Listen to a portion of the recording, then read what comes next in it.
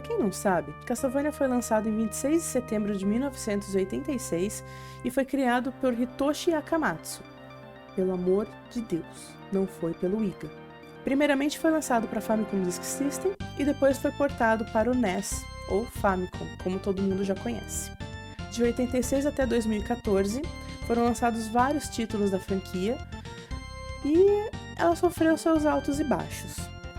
E com isso, com o lançamento de Castlevania Lords of Shadow 2, foi marcado praticamente o final de Castlevania, já que fazem 10 anos que a Konami não lança um título novo. Será que ela ainda tá morta? Apesar da Konami não ter lançado mais nenhum jogo novo, só um adendo, tá? Grimoire of Souls a gente não considera um jogo novo, que é só uma mistureba de todos os personagens e cenários e acabou. Ela lançou a série da Netflix, a sua sequência Nocturne, que foi lançado no ano passado, e também várias outras colaborações com outros jogos, como Baylor Jail, Brawlhalla e os mais recentes, V-Rising e o próximo DLC de Dead by Daylight. E mesmo com o burburinho causado pelas séries do Netflix e essas colaborações em outros jogos, a Konami não lança um jogo novo. E isso nos faz acreditar, a franquia morreu ou não? Após o lançamento de Castlevania Nocturne na Netflix, Renato do canal Nerd Show lançou um vídeo intitulado Castlevania, a franquia de jogos que morreu cedo demais. E hoje vamos ver esse vídeo e fazer um react sobre as informações que ele passa sobre a franquia. Vamos lá? Ah, e antes que eu esqueça, se você não fala português, ativa a legenda, tá bom? Bom, pra quem não me conhece, eu sou a Clarice dos Santos e esse é o Castlevania Database.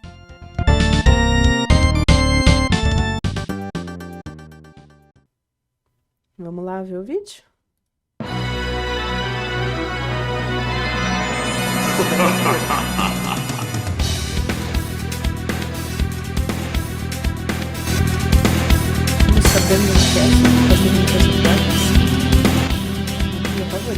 Eu não posso falar que eu sempre fui fã de Castlevania, porque ia ser uma grande de uma mentira.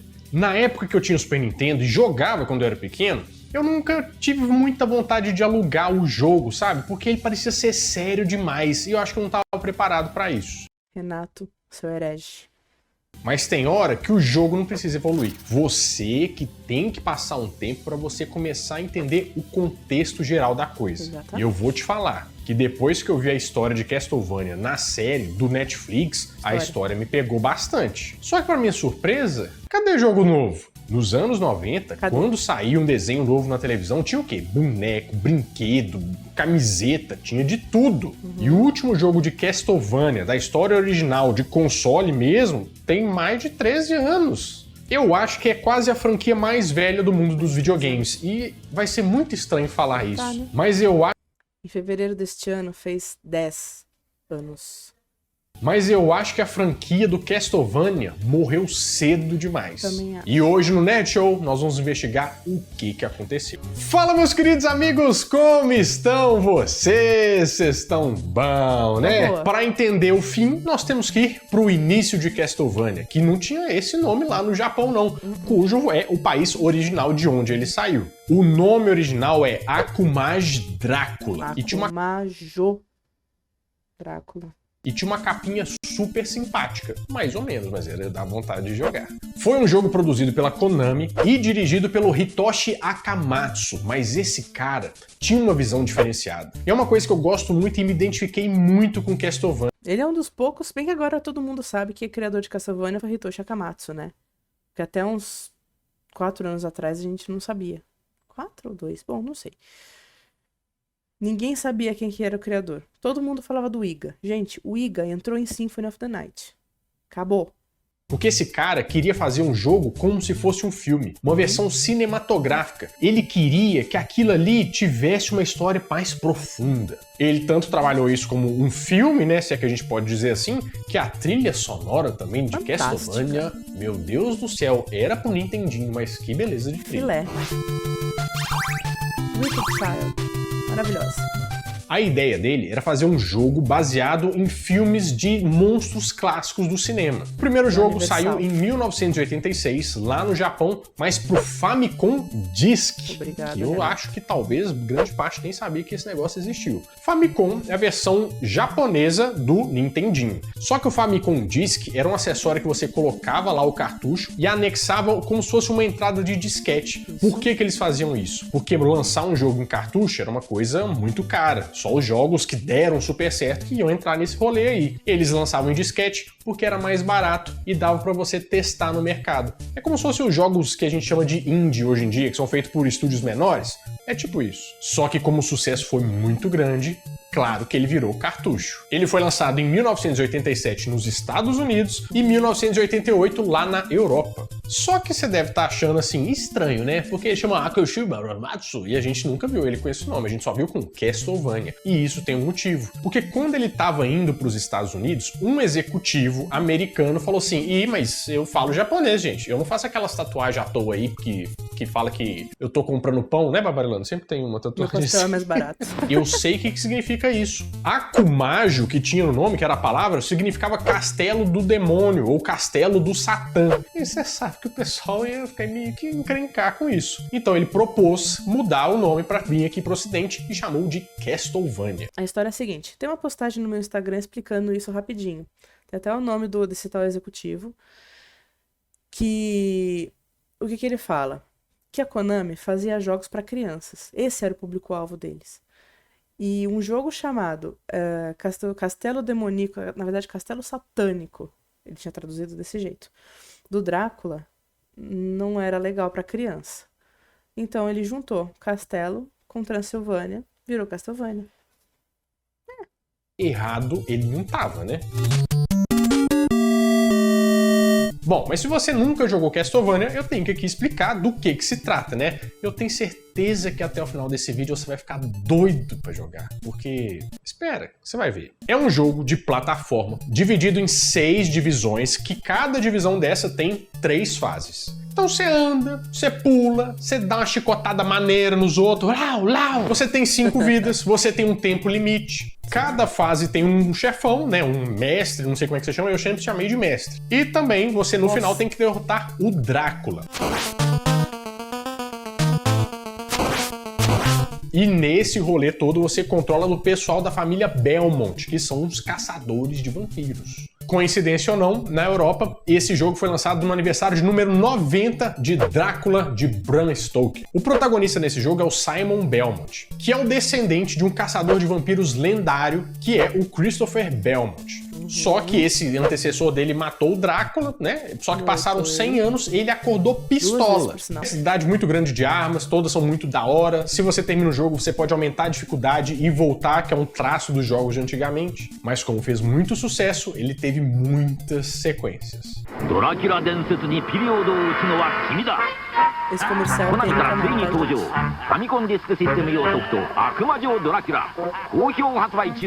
A recepção do primeiro jogo foi muito boa, só que ele teve uma crítica ali nos gráficos, mas a jogabilidade deliciosa. Tanto que ele saiu do Nintendinho e agora ele alcançava outros consoles. Em 1987 chega o segundo jogo, Castlevania 2 Simon's Quest, que se passa 7 anos depois do primeiro jogo, em que o Simon Belmont tem que juntar as 5 peças do Drácula, porque ele tá todo repartido, aí ele tem que juntar pra depois matar ele. Eu não entendi muito bem esse enredo, porque, né, você já tá despedaçado, pra quê? Mas aí... Nato. Quando o Simon derrotou o Drácula no primeiro jogo, ele foi amaldiçoado com... Ele tem uma ferida nas costas que não sara. E ele tá morrendo. Pra ele sobreviver, pra ele cortar essa maldição, ele tem que juntar as relíquias, que são as partes do Drácula, e aí, no fim acaba tendo que derrotá-lo mais uma vez. Aqui a gente já tem alguns aspectos de um jogo de mundo aberto. A gente já consegue falar com NPCs, mas não que nem as lives de NPC. NPC é o real ali do jogo, pra você bater um papo. Já tem lojinha pra você comprar itens, tem um sistema que era muito legal também, de diferença de dia e noite, porque à noite os inimigos davam mais dano. Ele demorava mais pra morrer? E ele foi inspirado em um jogo da própria Konami que se chama The Maze of Gallios, que também foi lançado em 87. A trilha sonora foi muito elogiada, e daí vieram dois classicaços da cultura musical de Castlevania: Bloody Tears e Silence of Daylight.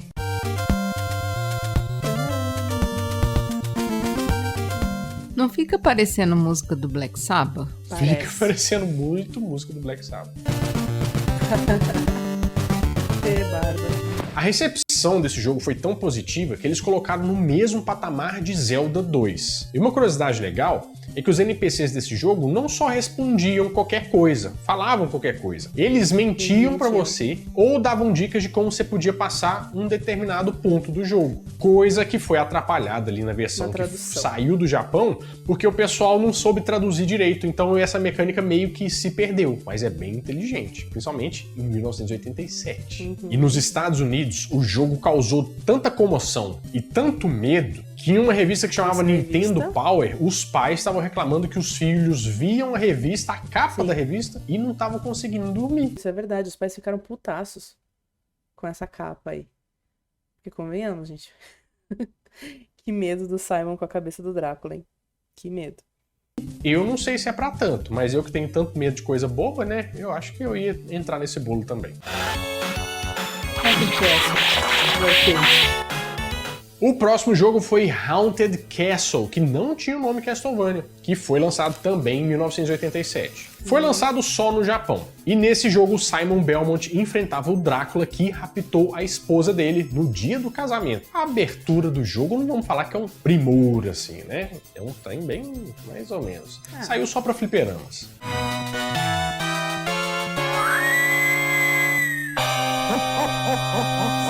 Aqui já tinha uma mecânica de matou um chefão, você já tem um upgrade de arma. E tinham duas versões, a versão M, que era mais difícil, e a versão J, que era mais fácil. A principal reclamação desse jogo é que o pessoal falava que ele era meio come ficha, ele era difícil demais só pra você gastar dinheiro com isso.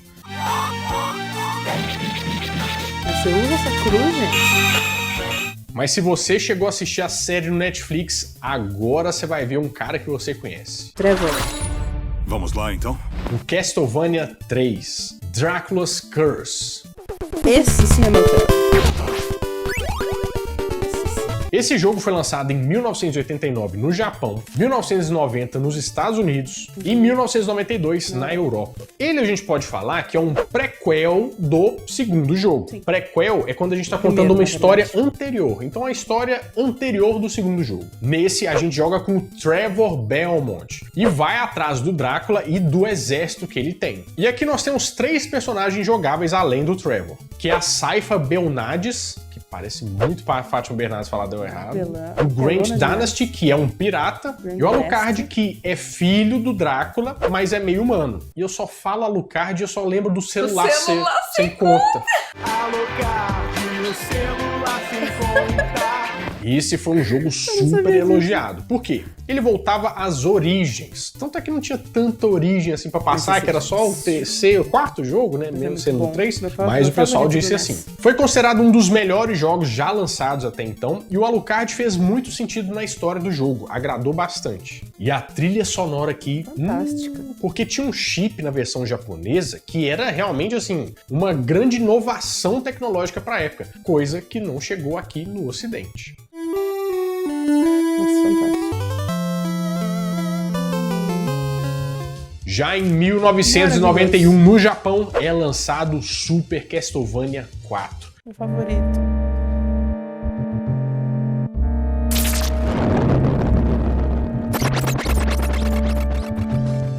Isso a gente lembra do Super Nintendo. Na América do Norte e na Europa, ele só chegou em 1992. E esse é a sequência do jogo do Trevor Belmont. E o comercial lá pegou pesado.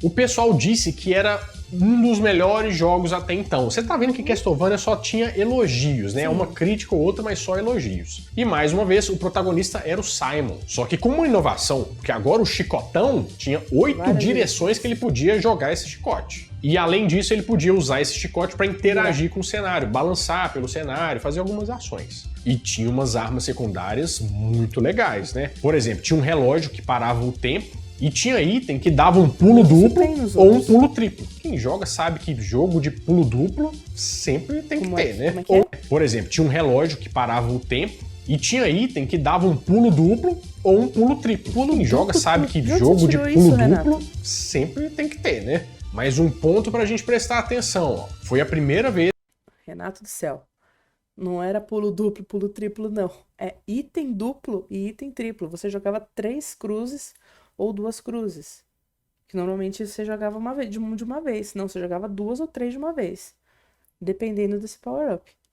Foi a primeira vez em que Castlevania foi dirigido por outra pessoa, que era o Masahiro Ueno, que nunca tinha problemas de má digestão, porque qualquer coisa ele usava o Ueno. Renato, você está um belo de um exemplar do tiozão do pavê. Nossa, tá difícil, né, Vavarelando? O tempo vai passando, vai ficando mais difícil resistir. Verdade. O engraçado é que não era pra esse jogo ter saído dessa forma. Como ele entrou pro projeto novo e nessa época eles achavam que tinham que dar uma recalchutada, era pra esse jogo ser um remake do primeiro jogo. Só que com um esboço de umas roupas mais modernas, sabe? Tipo, atual. Aí eles desistiram. Foi um sucesso. De cara vendeu umas 500 mil cópias no mundo inteiro. E era um jogo bem sombrio. Esse que eu lembro de não alugar direito, porque ele era meio dark.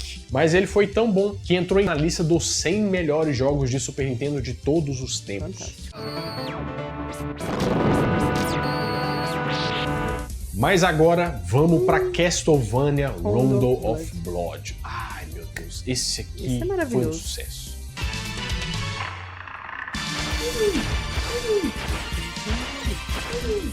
Ele foi lançado em 1993 no Japão e depois, um pouquinho depois, no resto do mundo. Esse foi bom, viu? Nossa senhora. Tanto é que ele foi relançado em 2007 pro PSP e em 2008 pro Nintendo Wii. Aqui começa a história do Richter Belmont, que é o personagem principal da segunda adaptação que a Netflix fez de Castlevania. Agora, quem é o próximo? No jogo, ele tem que resgatar a esposa dele, que se chama Annette, que foi raptada pelo Drácula. O Drácula gosta de roubar umas mulheres, né? Todo jogo ele rouba uma mulher, uma esposa de alguém. E sempre a mulher que não devia. Fine girl. Surely the blood of a beautiful woman will quench the thirst in my body. Nesse jogo, a gente descobre que o Richter Belmont é um descendente direto do Simon. Eu já tô querendo entender essa história. Inclusive, gente, eu tô doido pra fazer um vídeo contando a história completa desse trem, porque não dá pra gente fazer aqui agora. Mas se vocês quiserem a história completa pra gente entender, eu sei que tem vídeo aí no YouTube, mas já que eu vou aprender, eu queria que a gente conversasse aqui, né? Se você quiser ajuda, Renato, só chamar, tá? E nesse jogo a gente liberta também a Maria Renard, que é a personagem que acompanha ele lá na série do Netflix. I am Richter Belmont, vampire hunter. And you are? My name's Maria Renard. Que é uma personagem jogável, que tem uma arma exclusiva e que dizem que é muito bom jogar com ela também. Agora olha só que coisa da hora. Como é que Castlevania sempre inova. O final das fases é sempre variável, depende do caminho que você tomou. Aí você vai descobrir um final novo. E foi eleito em 1994 o melhor jogo de ação lá no Japão. Maravilhoso.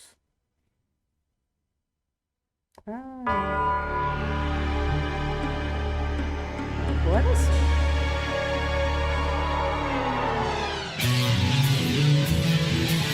Eu quero repetir.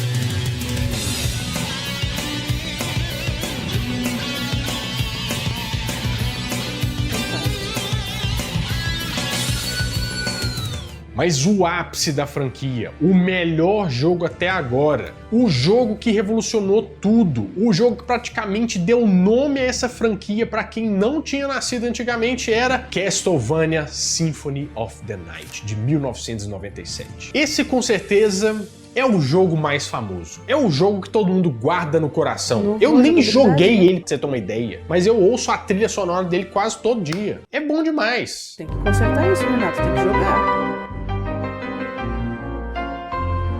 Ele saiu pra Sega Saturn e também pro PlayStation 1. Primeiro pro Play 1, Inclusive, depois falando pro em Sega Saturn, eu não sei se você viu o vídeo que a gente falou sobre a história e trajetória da Sega, mas você deveria dar uma olhada nesse vídeo aí que eu acho que você vai gostar bastante. Esse jogo se passa na linha cronológica 4 anos depois de Round of Blood. O protagonista aqui é o celular sem conta, Alucard. Porque no jogo anterior, o Richter detonou o Drácula, só que depois disso ele sumiu e o castelo do Drácula voltou a aparecer. Nisso, o Alucard entra em cena para tentar descobrir onde que foi parar o Richter.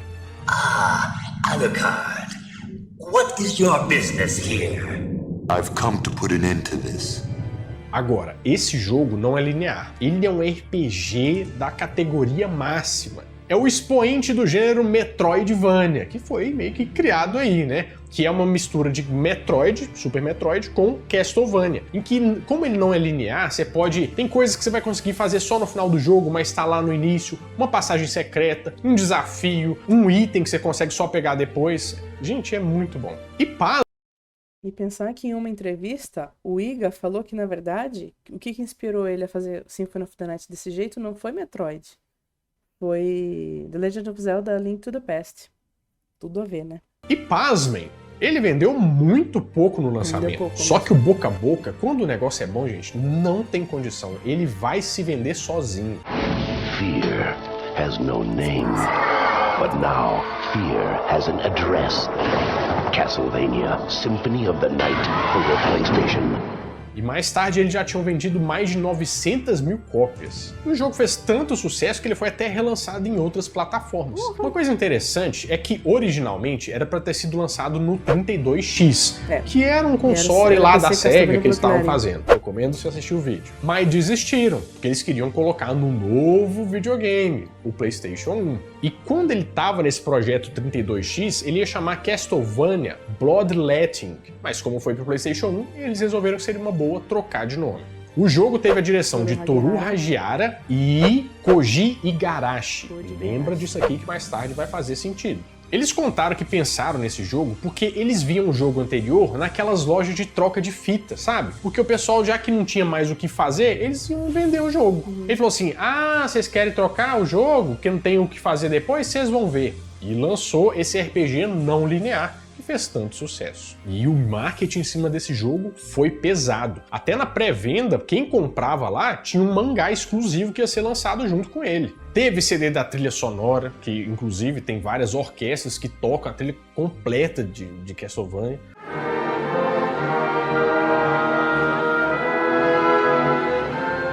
E pra mim foi o contra-ataque do gráfico 2D, né? Porque ainda tinha muita lenha pra queimar. Sim. Não é porque o 3D tá chegando aí que é muito melhor. Esse jogo foi elogiado de tudo. Deu uma vontade de jogar, né? Eu tô falando aqui, nós vamos, depois desse vídeo, nós vamos jogar tudo junto. A gente podia até depois fazer uma live, né? Experimentar jogando esse negócio. Deu uma vontade aqui.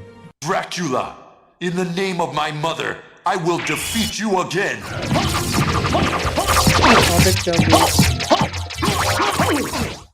Mas um pouquinho depois disso, todo tipo de jogo que era lançado tinha uma versão 64. E Castlevania não fugiu disso, porque chegou ao Nintendo 64.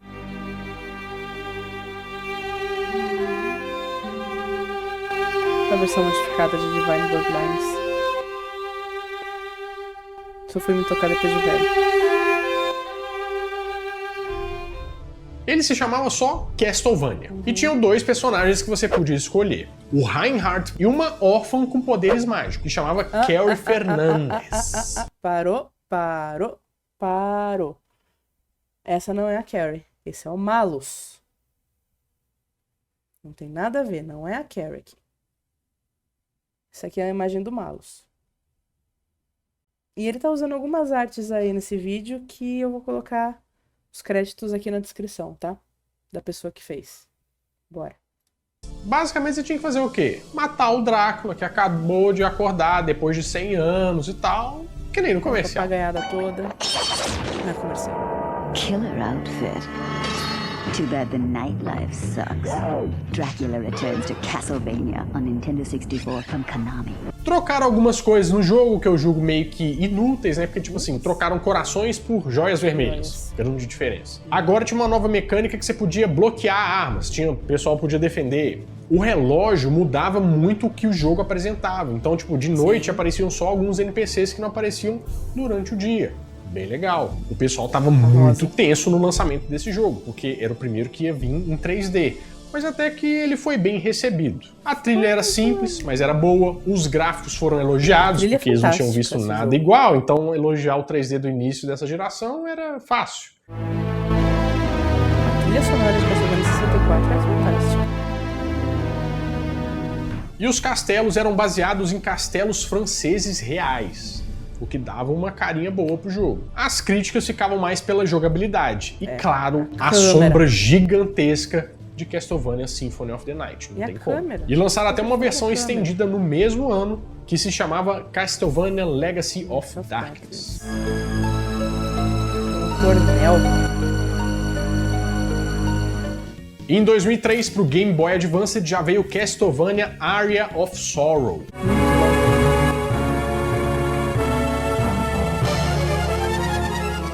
Que se passa em 2035, no futuro. Porque diziam que tinha uma profecia e o Drácula foi morto em 1999 pelos Belmont. E falou que ele ia reencarnar num jovem que se chamava Soma Cruz. Não era da família Belmont, né? Não vendeu muito bem no Japão, mas foi bem nos Estados Unidos. Ainda em 2003, o primeiro jogo para PlayStation 2, Castlevania Lament of Innocence, que seria na ordem cronológica, se vocês quiserem ainda faço, o primeiro, porque ele se passa em 1094. O protagonista é o Leo Belmont, e ele explica a origem do Vampire Killer, que é aquele chicote, né, que só os Belmont podem usar. Spoiler! Que spoiler de jogo? Um jogo 3D que tentou dar um reset na franquia. A jogabilidade foi elogiada, mas a história foi considerada rasa e não vendeu muito bem. O Lament é um jogo que merecia um remake. Pronto. Eu acho. O Lament merecia muito um remake. Nem que fosse para aprofundar mais a história. Eu acho que a história já é fantástica. Mas se aprofundassem mais, ó, ia ficar filé. E agora começam os portáteis, a partir de 2005, com o lançamento para o Nintendo DS, que é o Castlevania Dawn of Sorrow.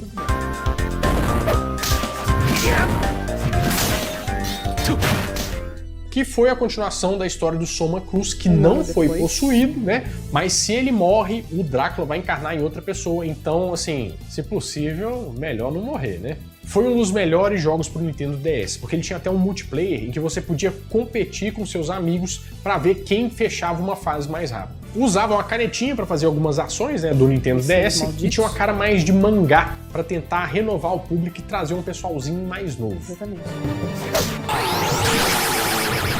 O próximo seria Castlevania Curse of Darkness, que é bem legal de falar, porque ele saiu em 2005 para PlayStation 2 e Xbox.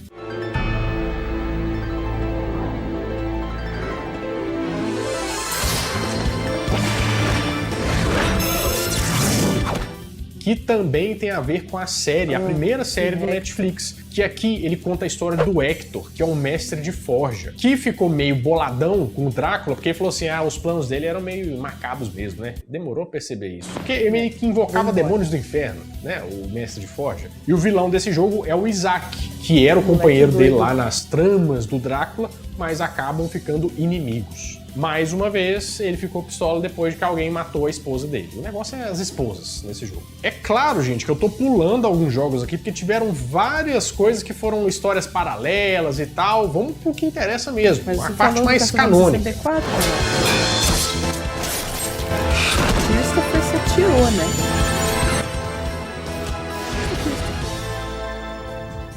E em 2008, para Nintendo DS, veio a esperada continuação de Castlevania Symphony of the Night, que é Castlevania Order of Ecclesia.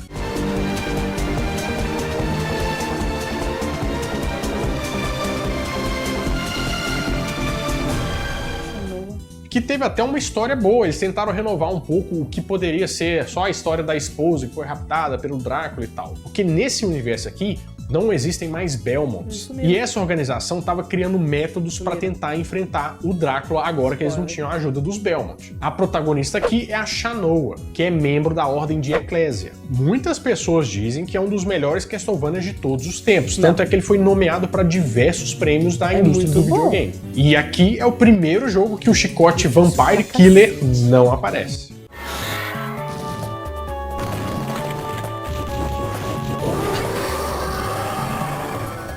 Em 2008 também lançaram o Castlevania Judgment, que é como se fosse um jogo de luta de Castlevania. E lançaram 3 da franquia nova, que seria Lord of Shadows, que foram os últimos jogos lançados para console, mas que não tinham nada a ver com a história principal dos Belmont e tal, então era um pouco diferente, assim. Tem os Belmonts diferentes.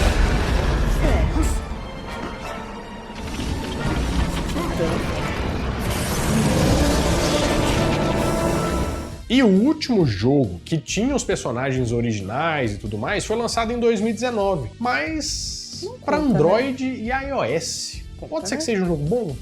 Pode ser, mas não tem uma noção assim que Castlevania foi perdendo um pouco de peso ao longo do tempo, porque não tinha mais jogo de console, tinha só jogos de portáteis. Perde um pouco. Por isso que eu falo pra vocês que eu acho que Castlevania deu uma morrida cedo. O que a gente tá vendo agora, que lançaram a série no Netflix, deu um burburinho muito bom. Tem pessoas interessadas com a história do Castlevania. Eu tô interessado com a história do Castlevania. E de vez em quando no Netflix ele tá sempre lá nos top 10, sabe? Rondando por ali. Coisa que a gente não espera pra um anime, né, de um jogo meio nichado. E a gente não pode dizer de jeito nenhum que não tem mais público pra Castlevania. Sabe por quê? Você lembra daquele cara que eu te falei que trabalhou na produção do Castlevania Symphony of the Night? O Koji Igarashi? Rolaram algumas tretas dentro da Konami e meio que a gente foi sentindo que Castlevania foi deixado de lado, porque outros tipos de produção estavam rendendo mais dinheiro. Ele pegou a capanguinha dele, foi embora e abriu um Kickstarter, que é como se fosse um financiamento coletivo, para fazer como se fosse um sucessor espiritual de Castlevania Symphony of the Night. Ele arrecadou mais de 5 milhões de dólares, com mais de 63 mil pessoas fazendo essa doação para ele fazer esse jogo. Isso aconteceu em 2014. Mas o jogo foi lançado só em 2019. E eu, para te falar a verdade, eu joguei esse jogo. Que delícia de jogo! Que jogo bom! Joguei no Nintendo Switch, eu não sabia que tinha a ver com Castlevania, eu não tinha jogado Castlevania ainda, e é muito bom.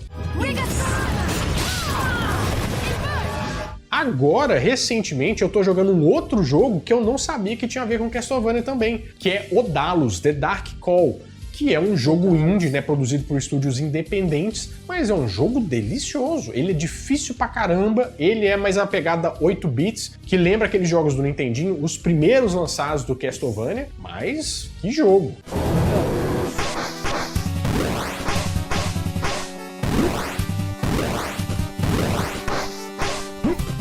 Ainda bem que ninguém pediu minha opinião a respeito, né, desse jogo, do gráfico dele, né? Mas se alguém quiser, pode me perguntar lá no meu Instagram.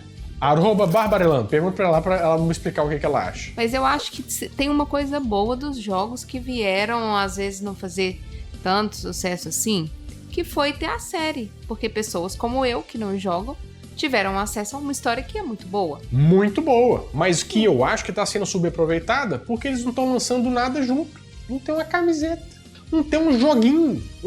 Gente, viu que deu certo o primeiro?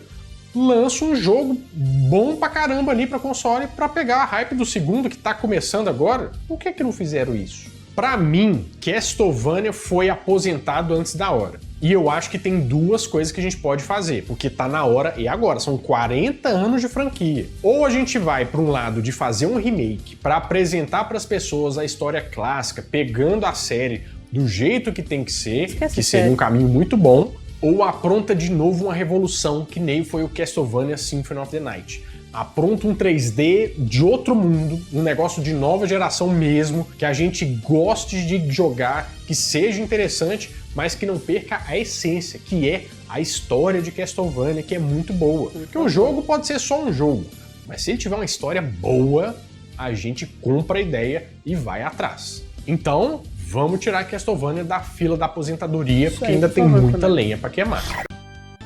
Bom, então praticamente foi isso. O vídeo ficou bem bom.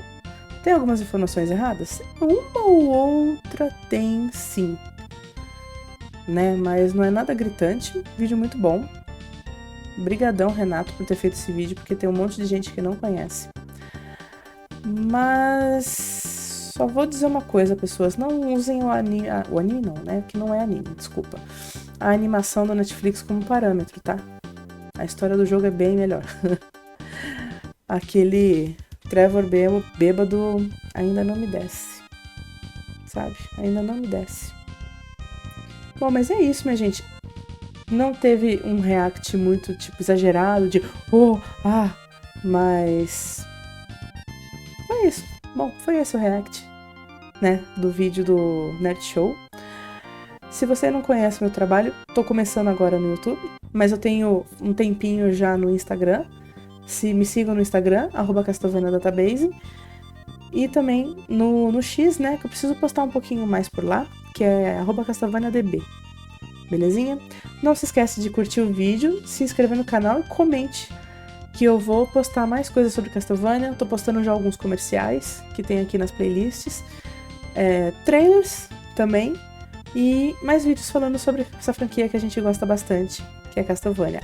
E também acesse o site www.castlevaniadatabase.com, que eu estou alimentando ele aos pouquinhos, com várias informações sobre Castlevania. Bom, muito obrigada por assistir e até a próxima.